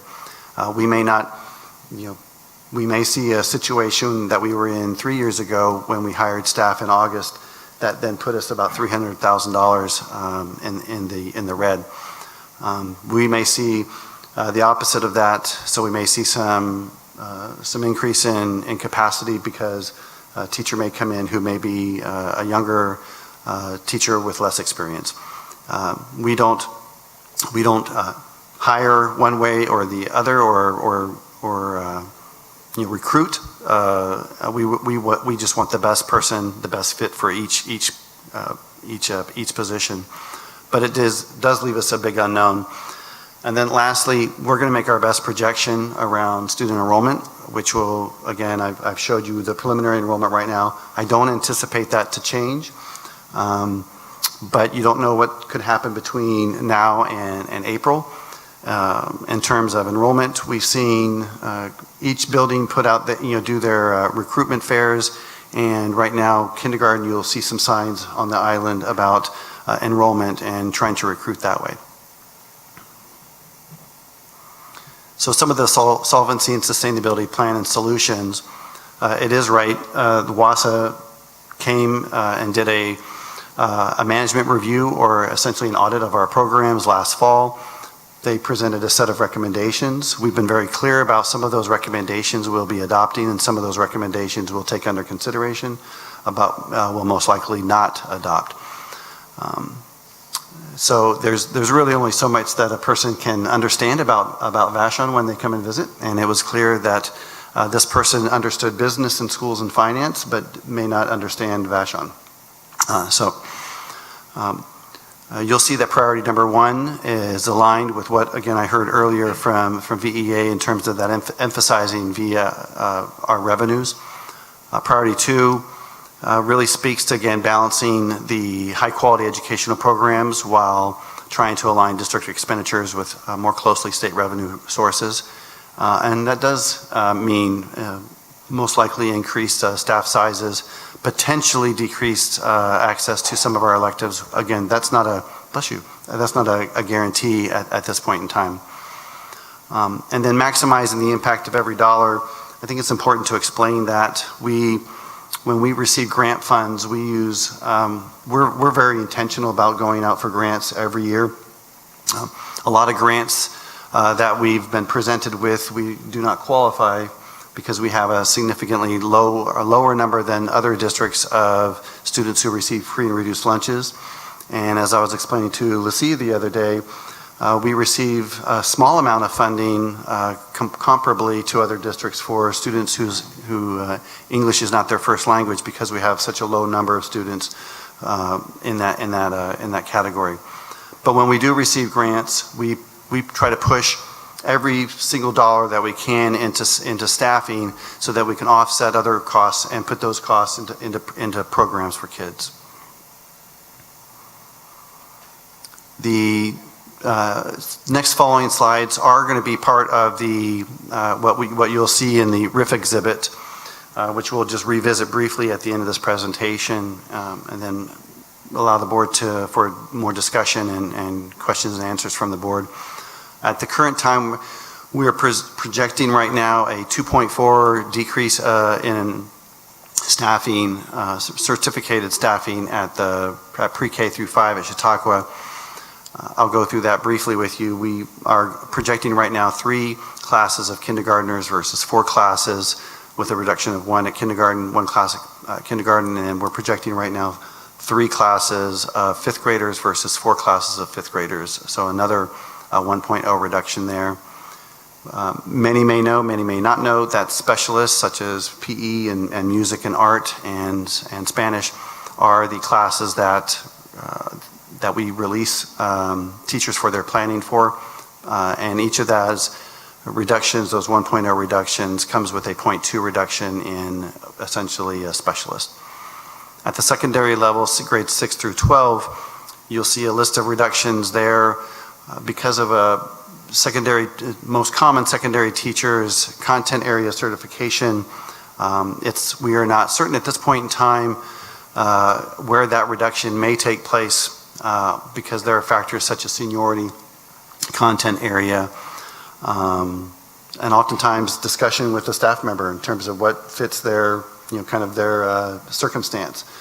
Some staff, because of their circumstances, are looking for a 0.8 or 0.6 position. So a lot of conversation, a lot has to happen before now and the April date to understand the exact kind of reductions in force that will be happening at grades 6 through 12. But total right now is an 8.0 reduction, and that coupled with the reduction that we see in classified, the 1.462 and 1.0, which I'll go through, is approximately targeted at that $1.1 million level of authorization. As classified staff, which do not require a reduction in force, but yet we are processing and operationalizing this at the same time with classified staff. Lisa Syra has indicated that in food services, we are looking at a 50 hours a week reduction, so 0.865, and this actually aligns with the 17-18 and 18-19 staffing, so pre-COVID. So during COVID, we increased staffing to be able to process all the meals that were going out to students, and so we're going to be reducing back to pre-COVID days. And then classified instructional staff has been identified as essentially 1 staff member, but that because that staff member typically works 6.5-hour days, 5 days a week, that's actually a 0.597 FTE. and we haven't identified where that reduction is. Once again, we're kind of taking a very conservative approach. We're over-projecting these reductions so that in the end, once we understand our financial position from the state, get a better idea about staffing and a little clearer on enrollment, then we can push back in. And then we see one classified administration reduction of the facilities manager. 1.0, we have a facilities director sitting down to our left and a facilities manager, and we are reducing that facilities manager position for a 1.0 FTE.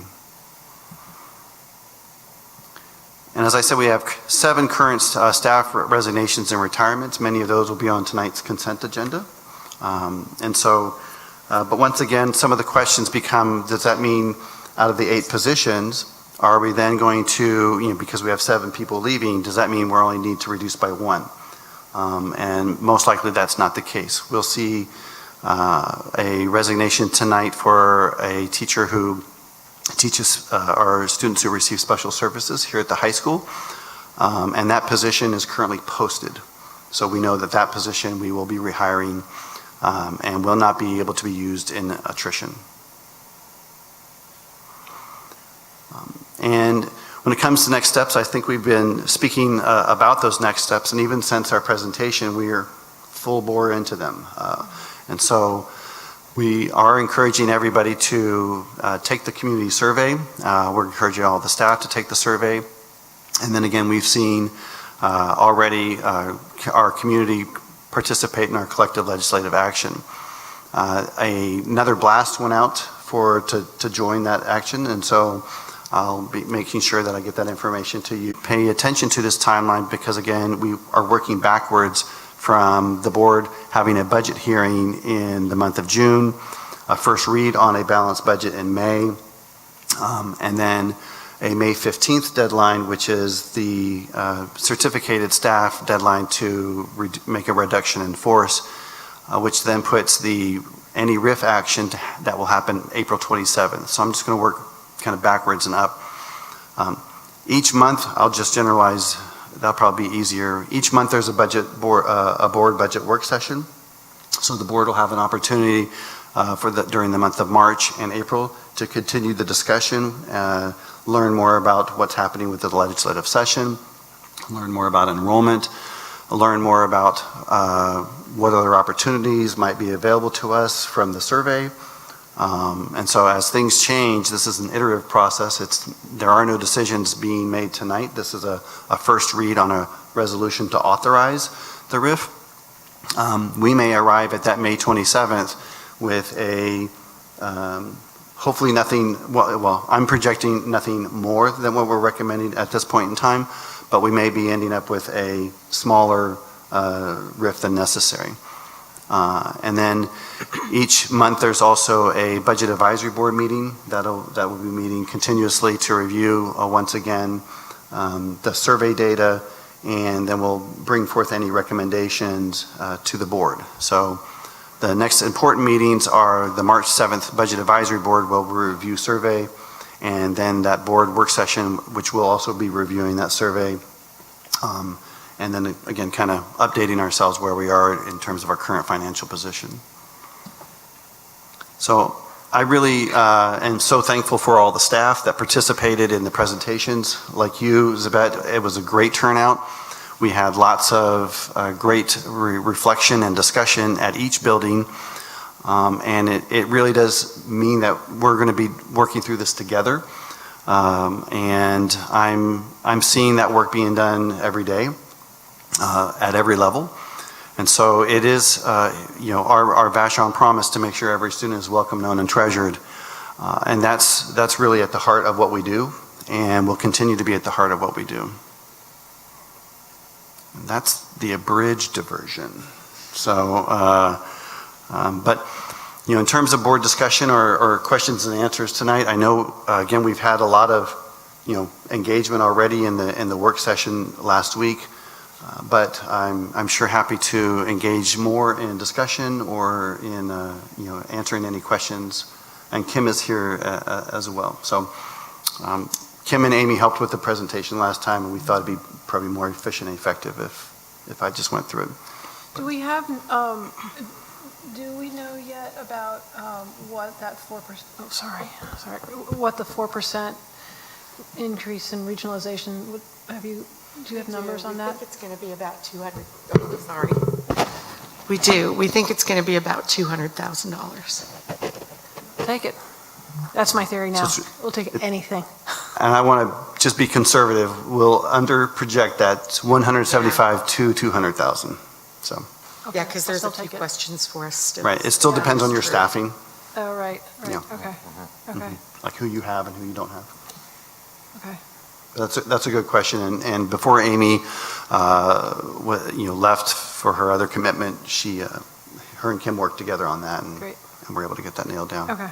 Yeah, no, I understand that it's all in flux. Right. It's all in flux right now. Okay. Okay. Mariella, any questions from you or comments?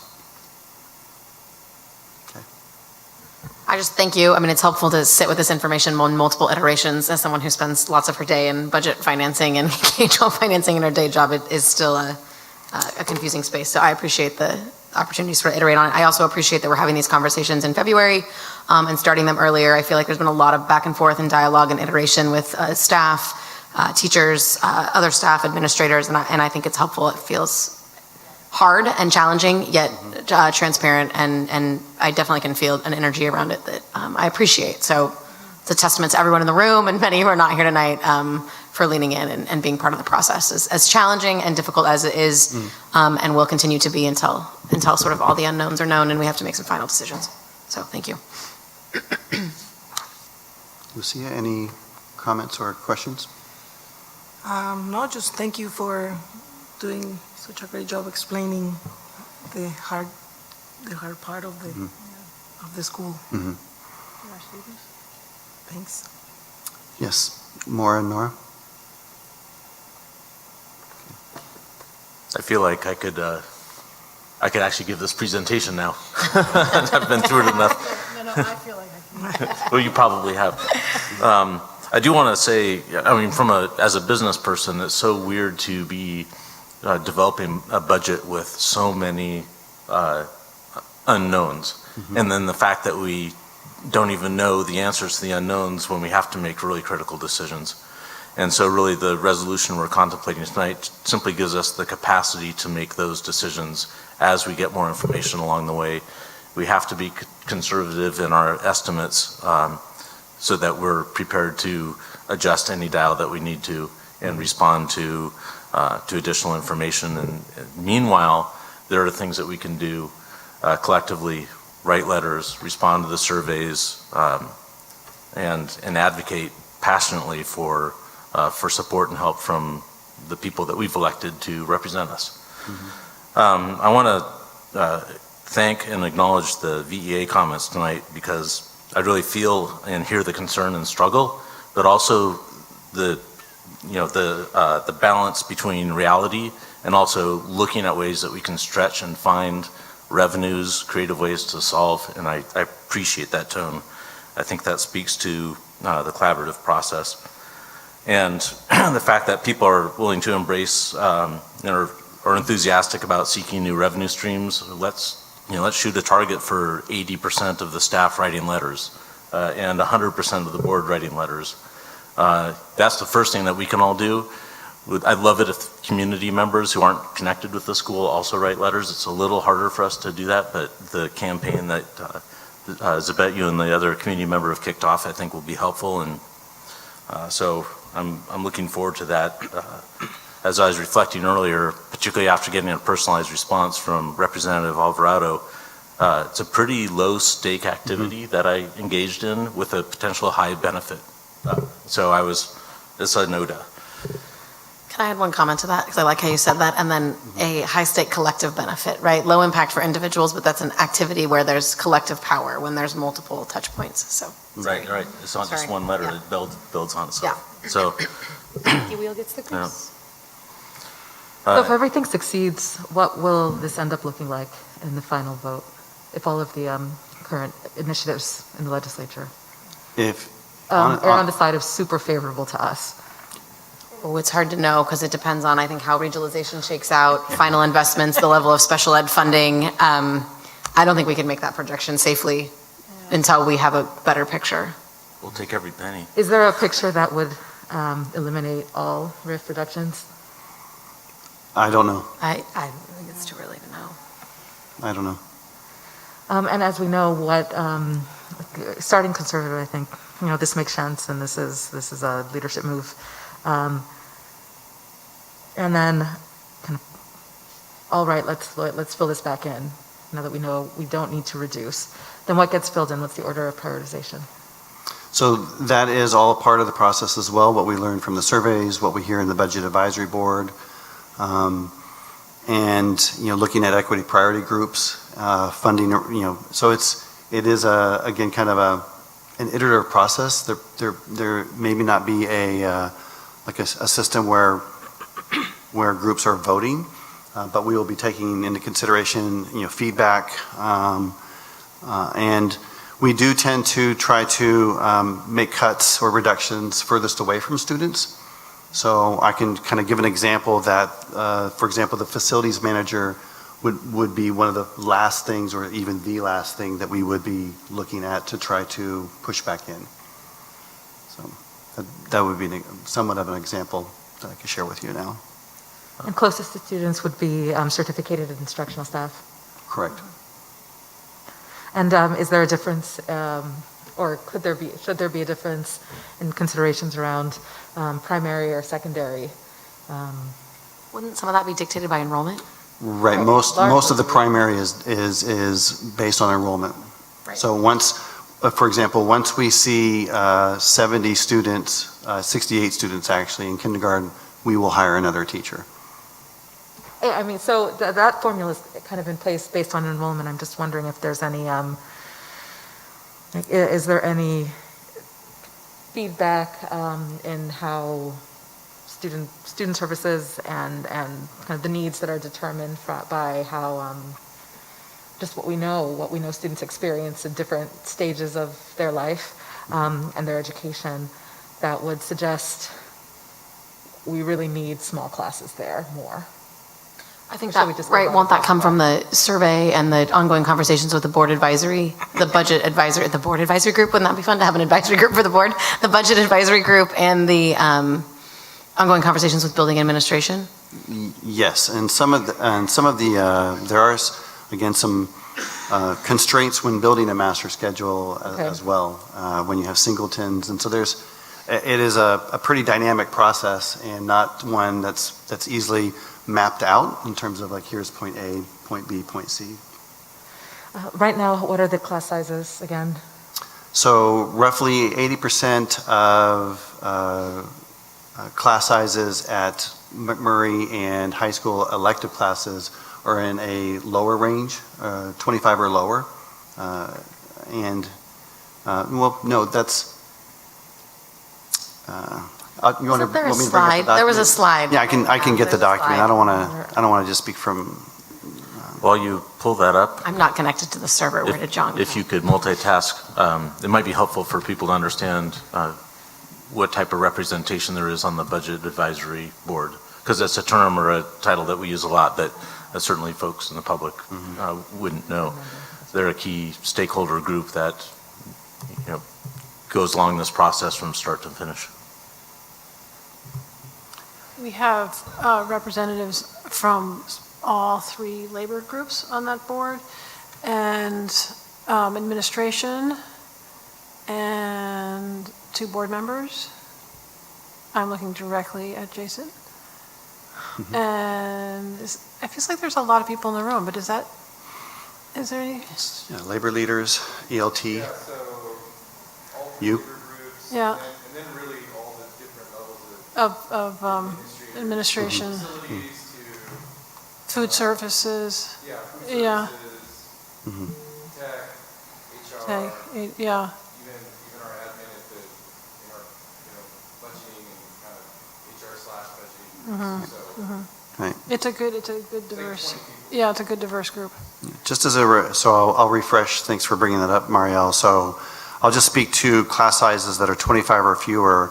At VHS, electives are approximately 72% of the class sizes that I reviewed.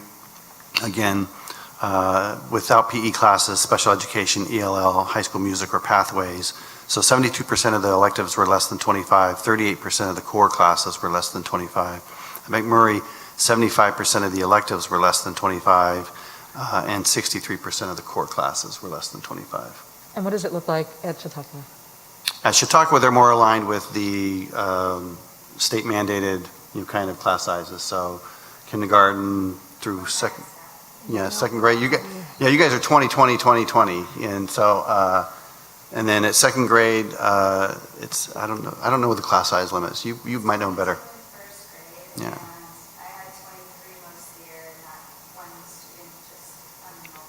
Yeah. Yeah.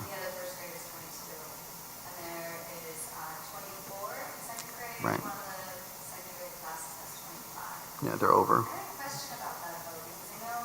Mm-hmm. Mm-hmm.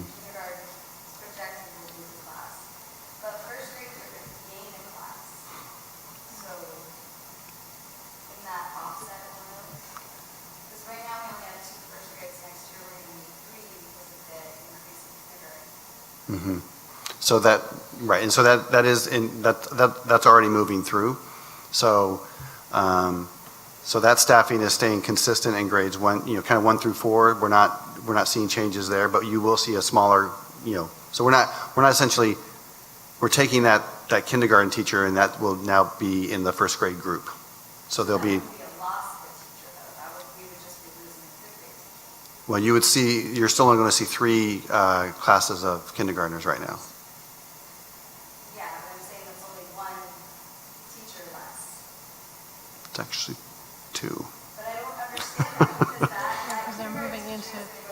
Right. So then there'll be another teacher there, but then there won't be another, still won't be 4 classes, we'll be losing a. It's, right, I know, but what I'm saying is like, no, so.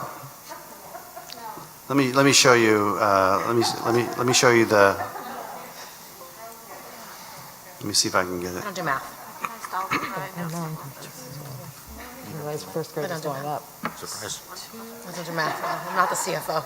I'm the lobbyist. I do relationships. You have 22 teachers now, and she's projecting you'll need 20 teachers next year. I'll have to get back to you. I don't think I have her. I don't have her planning document. Yeah, I don't have her planning document. So let's get back to you on that. Right now, just let me explain. Right now, there's 4 kindergarten classes, and there's 2 first grade classes, right?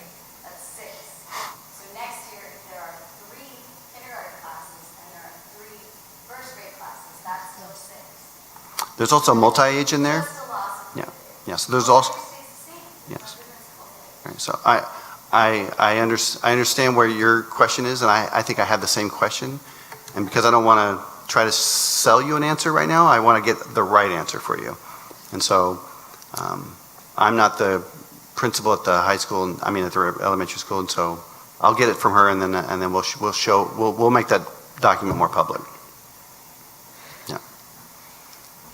And if there's determined kind of sufficient enrollment levels for the kindergarten to kind of remain at the kind of lower class size, more instructors, would that also kind of trigger in the classified side paraeducator risk? The specialists. It depends. Bringing that back? At the specialist level it would, but as a paraeducator, it depends on the needs of the students. So you would not know that right now? It would bring But the this specialist would. because The specialist, yes. Specialists are certified, but it wouldn't correlate to the para on the classified list necessarily. Just want to make sure that I understand that it's the numbers that trigger the determination around FTE here, like enrollment numbers. And when it comes specifically to the kindergarten or Chautauqua experience, there is nothing we can do. Like there's no values-based determination or community survey determination. No, it is more aligned with the state mandated class sizes, and so a much smaller puzzle to solve. So the puzzle would basically be secondary, certificated, and some of the classified. And that would be where we especially want feedback and dynamic processes to inform solutions once we know that we have those revenue sources coming in. All right. We'll get the survey out. Let's hear what people need to see, because I don't think anyone's going to come in and say, I'm anti-math as much as I'm really, really pro this. Like, I really want to make sure these class sizes are smaller for Let's get rid of the math department. or well-researched reasons. And so if they can direct kind of their attention and appeal and advocacy to the places that we know are more flexible and more subject to landing and to putting these positions in a more secure place, that might help people be strategic with the energy they put into this process. And so I'm looking particularly at, I guess the FTA, the secondary certificated. Yeah, good question.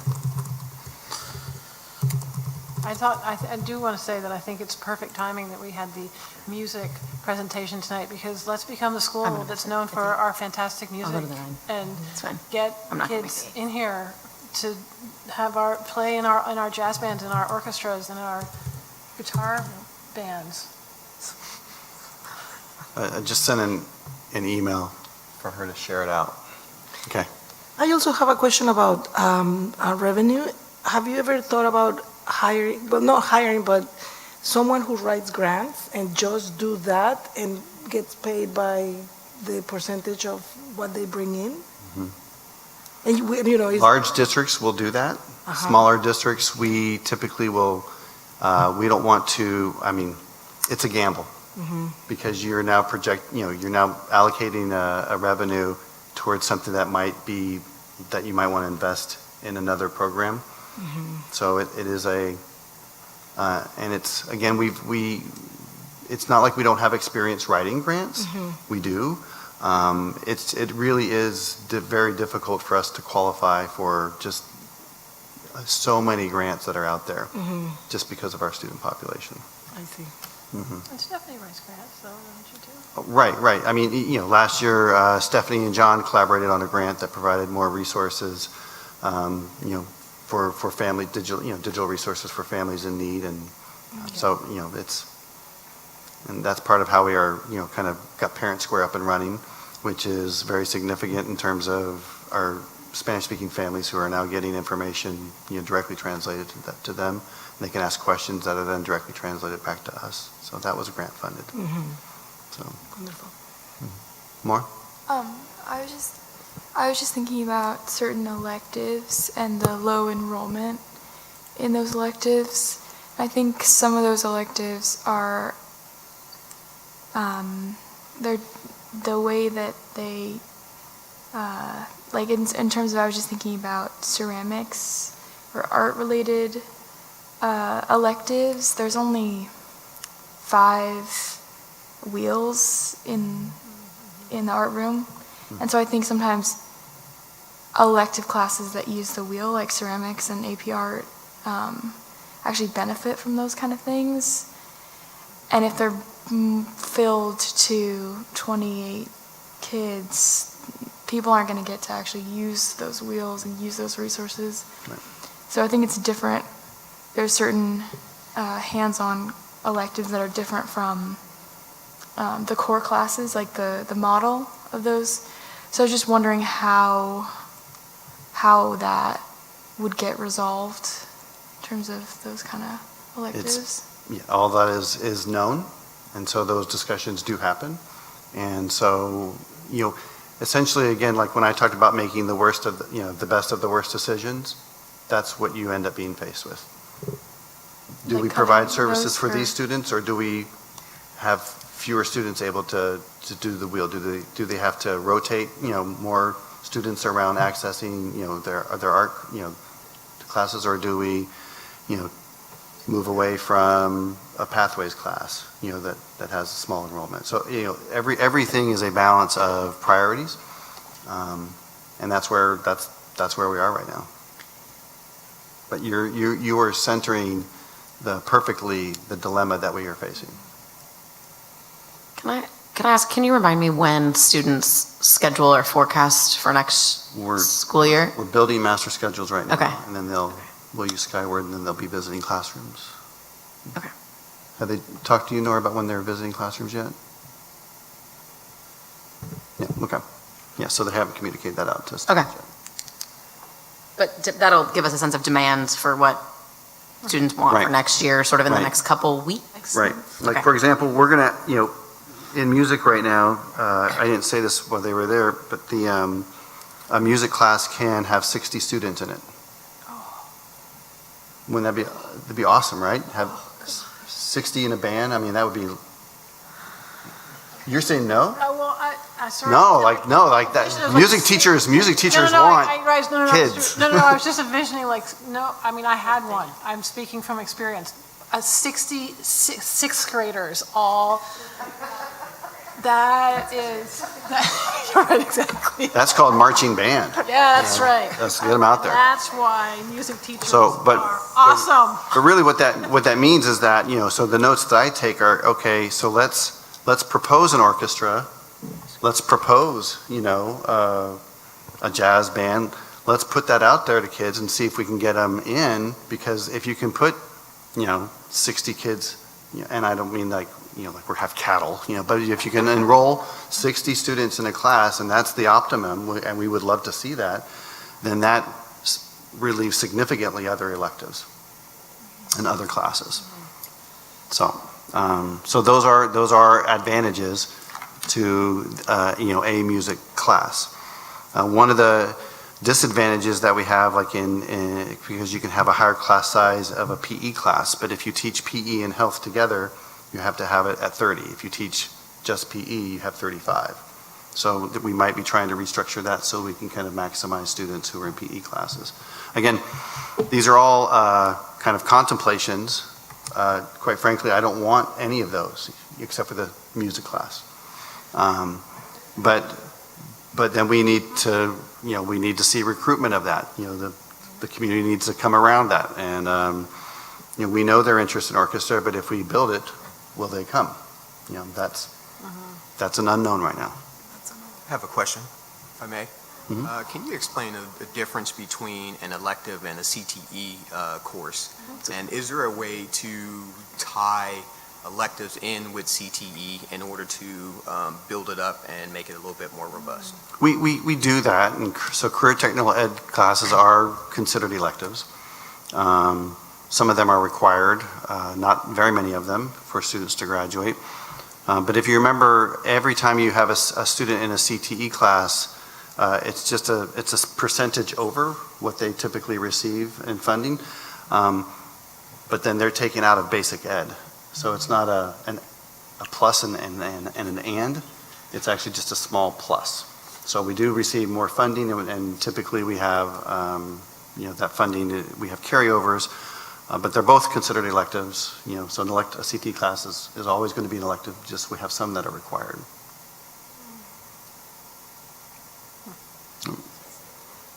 And CTE classes require a certification pathway through OSPI and meeting sort of other credentialing outside of, or other standards outside of just a typical.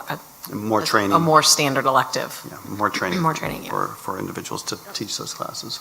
Do we have a system for quantifying support that is not formally through the staff, through how staff contribute? That doesn't necessarily impact this discussion. I think just more broadly, in terms of the student experience, the educational student experience, and other cultural inputs in how they engage in the district and with each other, and just in kind of the broader community. Is there a way that we are thinking of, or quantifying, or already sort of quantifying how other resources can supplement the formal staffing to ensure that there's richness of academic supports and other experience supports? And I mean, maybe that is the volunteer corps who are really interested in Vashon's music program, but aren't going to work for Vashon, who are showing up to performances, but in other ways could contribute to the student experience in the music department. So I guess I know these things are happening. I know we discussed it, we've heard about it, and I just wonder if that can be factored into these considerations to ensure that student life is as minimally impacted by reductions, by whichever reductions end up carrying over into the next year as possible, but with total and complete respect to prioritizing all of our interests in revenues and paying people, like paying the staff we do have, and making sure that we do have structured and guaranteed and secure streams of supporting that kind of the human resources that make up staff who are accountable to the system. Is that a convoluted question? It sounded really, yes, I didn't quite narrow in on a specific question, but I think I heard in your discussion and question, do we have other ways in which we're providing supports for both students who are priority equity groups, but also for all students? And so we do see community investments, regular community investments, and then even just as recently, Lucia has presented a proposal to me around how to engage with a volunteer coordinator who can specifically support students and families alongside Nydia, but directly with the like a laser focus of learning English, which would then again kind of propel us forward with our mission and would not be require any additional revenues. So more of that, or how that features into kind of the strategic plan and the sustainability plan, I think we'll just continue, will be part of our confidence in finding a pathway, finding the right pathway. Right.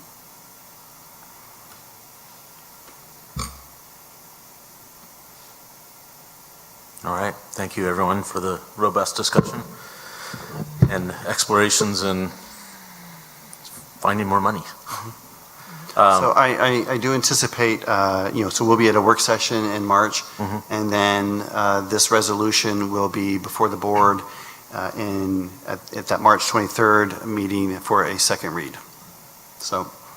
All right, thank you. Pointing us towards that date. March 23. All right. Next up, we have a decision item to authorize international travel. So if there's no further discussion, I'd like to see an advisory vote by our student board reps, and then a vote to approve by our board following that. Do we need to make a motion for the student advisory vote, or do they make the motion? That's a good question. That is a good question. You can just ask your student board members, Okay. are they in favor? Should we make a motion and then you guys can vote on it or no, and then we vote on it? Yeah. All right. So we're still trying this out, but we're I'm gonna call for a recommendation to approve this. I move that we approve the exploratory week in Panama. Yeah, and then they'll take an advisory And then, vote. and then, Yeah, and then they'll. Second. And then we'll. okay, there we go. Now, All right. Now, do we need to have a discussion, or are we ready to move on with the vote? Let's start with an advisory vote from the student representatives. All those in favor? All those in favor? aye. All right. And let's proceed with an official vote from the board. All those in favor? Aye. Aye. All right. That's unanimous. Thank you. All right. So the next up is the consent agenda. This is a,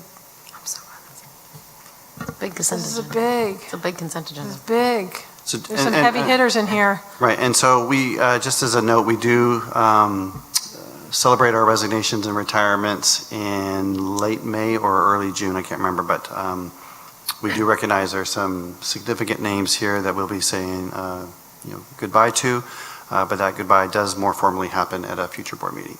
Kind of feel like we need a marching band to do a proper celebration. With 60 kids. And it was nice to see Mr. Mangione here earlier. Yeah. I also want to just say too, in coaches, it's just so great to see alumni coming back and coaching and doing a great job at coaching. So it just makes me happy to see that. I move that we approve the consent agenda. Second. All those in favor? Aye. Aye. All right, it's unanimous. All right, we have reached the end of the items on our agenda, so I'm going to close the session tonight. All right, thank you. Thank you, everyone. Thank you. Thanks, everybody, for showing up. Thank you, for guys. coming. Are there any signatures that need to happen? I got it. No problem. Peter, are there any other signatures